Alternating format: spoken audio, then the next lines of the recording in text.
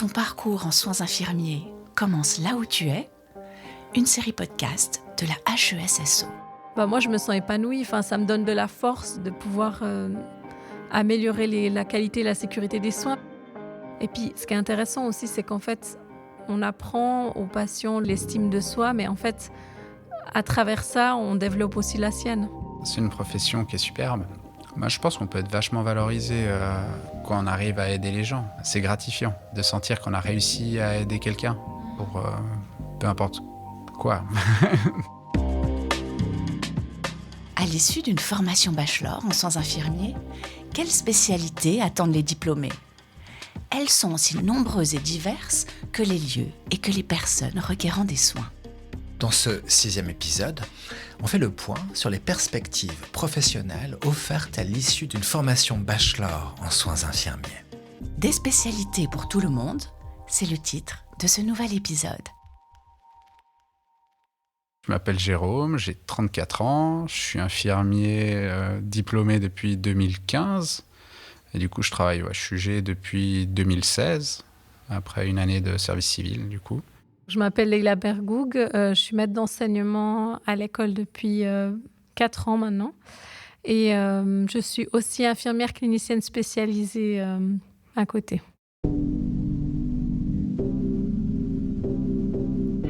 Qu'est-ce qui vous a mené vers cette voie professionnelle ? J'ai toujours eu beaucoup de respect pour le personnel soignant et c'est vrai que ça m'intriguait un peu ce monde. J'avais envie d'aider les gens et je me suis dit, est-ce que je m'oriente vers la santé ou vers le droit ? Et j'avais décidé de choisir la santé parce que j'estimais qu'on pouvait vraiment les aider malgré l'aspect financier ou peu importe. Quand on est atteint d'une maladie ou qu'on a besoin de soins, on est tous égaux.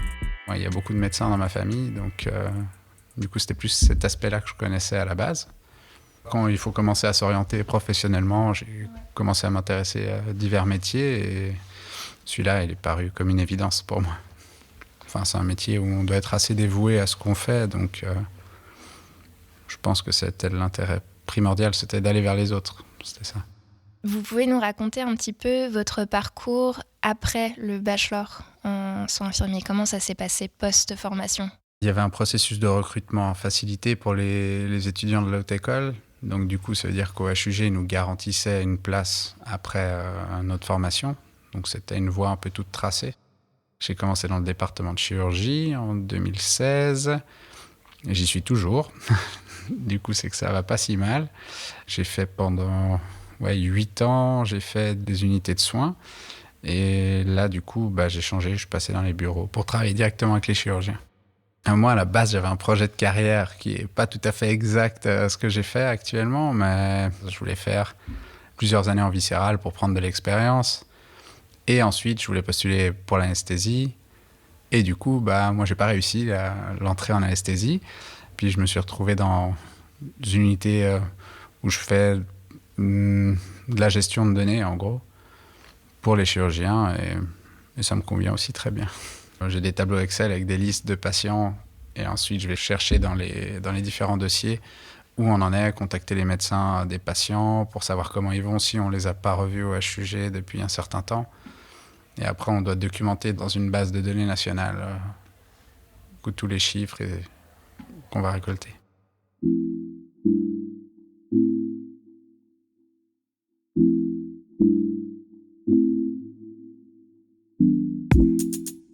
Je travaillais dans un service de médecine interne et c'est vrai que j'aimais bien la gestion des situations complexes ou d'aller chercher des réponses aux questions qu'on avait dans la pratique.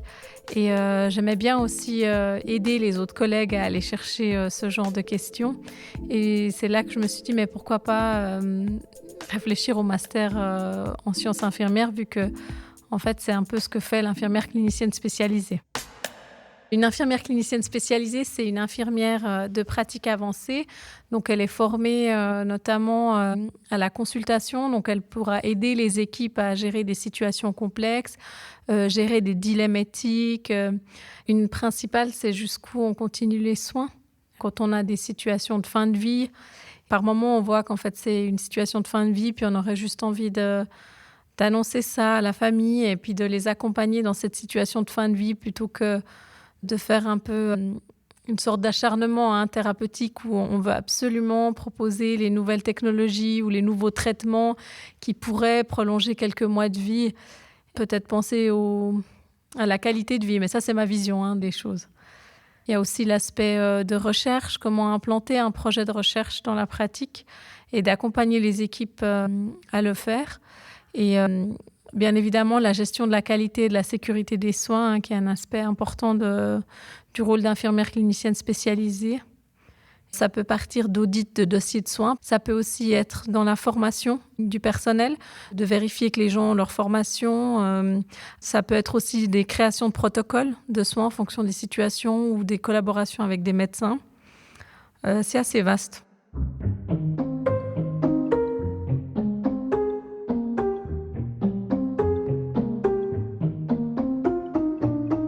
Avant la formation, il n'y avait pas tant de peur pour moi que c'était des études, ça continuait dans la même lancée. Alors la seule peur, c'était d'arriver sur le terrain. On a toujours des professionnels avec nous quand on est en stage, tandis que quand on arrive comme jeune diplômé, on est encadré en fonction des moyens du bord. Maintenant, ils sont en train de développer énormément ça au HUG.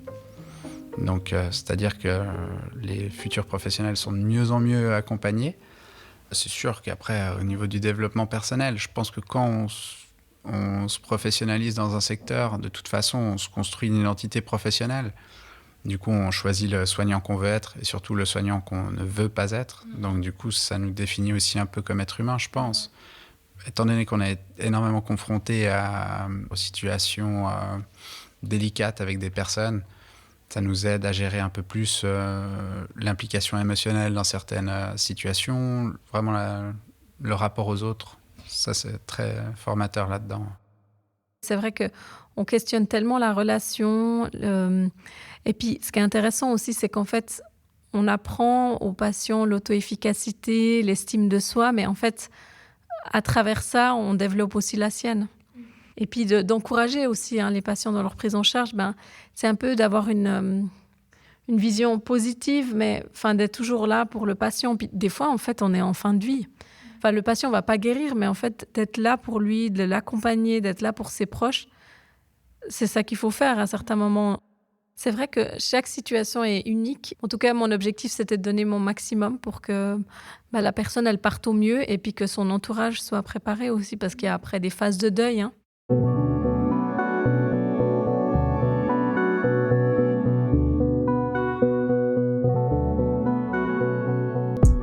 Je pense qu'on peut être vachement valorisé, se valoriser soi-même quand on arrive à aider les gens. C'est ça, c'est gratifiant de sentir qu'on a réussi à aider quelqu'un pour peu importe quoi.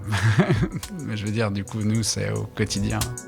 Moi, j'aimerais être le soignant parfait. Mais évidemment, je pense pas que ça existe, mais j'ai jamais arrêté de travailler sur mes connaissances. Moi, c'était une soif de savoir, d'apprendre. Donc vraiment, de profiter de chaque interaction avec les médecins pour apprendre des choses qui dépassent le rôle propre infirmier, pour du coup essayer d'être le plus efficace possible dans mon travail de tous les jours. Ça, c'est des choses qu'on peut avoir, être en aisance dans un service. On peut être très, très, très à l'aise dans notre domaine, mais après, être infirmier, c'est aussi être polyvalent. Par exemple, je suis engagé pour un service de chirurgie viscérale aujourd'hui.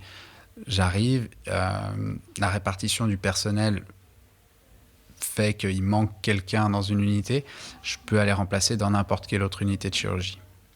Plus on en sait, moins on sera déboussolé en arrivant dans un autre endroit.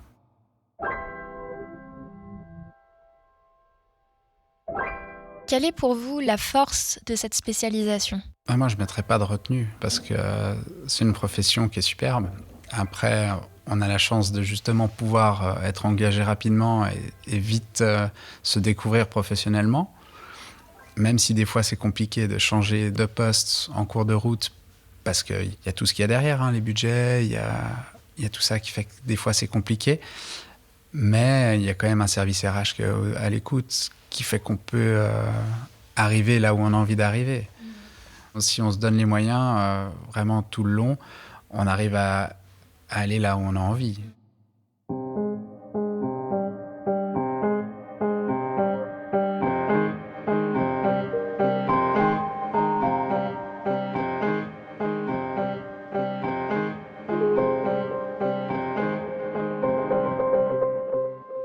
Je m'appelle Sophie Jossi-Spina, je suis maître d'enseignement à la Haute École de Santé Vaud depuis 12 ans.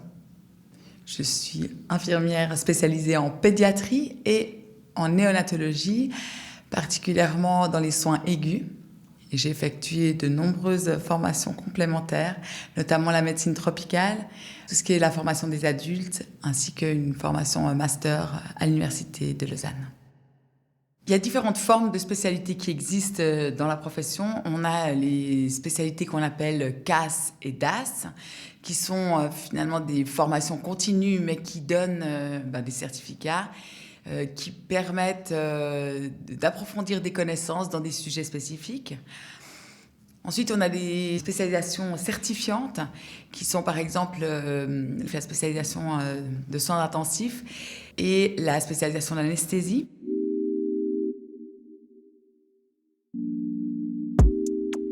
Toute la formation universitaire, le master et le doctorat, et ça je pense que c'est vraiment très important. C'est des formations à l'Université de Lausanne, à la faculté de médecine et de biologie, qui nous permettent d'avoir de nouveau des fonctions différentes, notamment maître d'enseignement, ou bien d'être une infirmière clinicienne spécialisée, des ICLS qui sont dans les hôpitaux et qui permettent de faire avancer les soins. Je dirais que c'est ça la tendance la plus à la mode.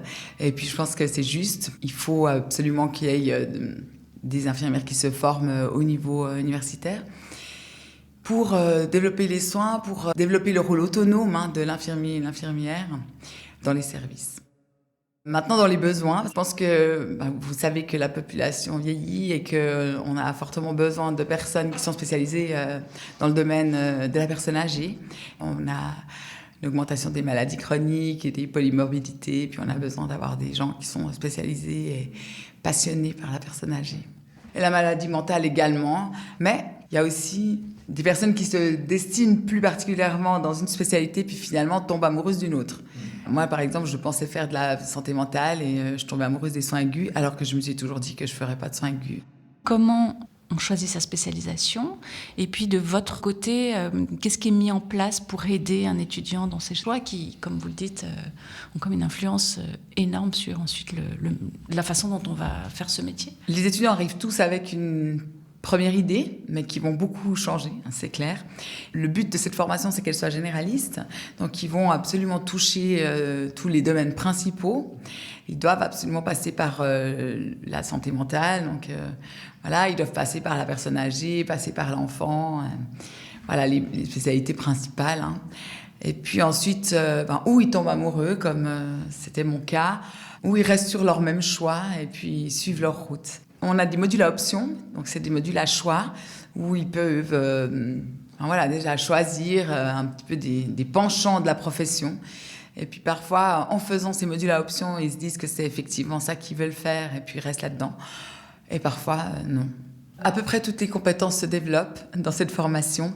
Donc je ne pense pas qu'on a besoin d'avoir certaines compétences spécifiques en se disant « moi, ça sera assez sûr, je vais faire que ça, parce que je suis particulièrement bonne au niveau de la relation de base ». On arrive tous avec un bagage qui est effectivement différent les uns les autres. On est des humains et on travaille avec l'humain. Donc oui, on a un bagage de base, mais c'est un bagage qu'on va développer, qu'on va affiner, qu'on va varier. Mais il faut être d'accord, d'être dans un lien proche avec des personnes qui vivent une situation de crise. Le patient, il est pris dans son entier, avec une vision holistique. Tout son environnement fait partie du patient et le patient, il évolue dans un environnement qui va avoir forcément une influence sur tout. La famille, elle doit être prise autant dans notre offre en soins que les patients eux-mêmes.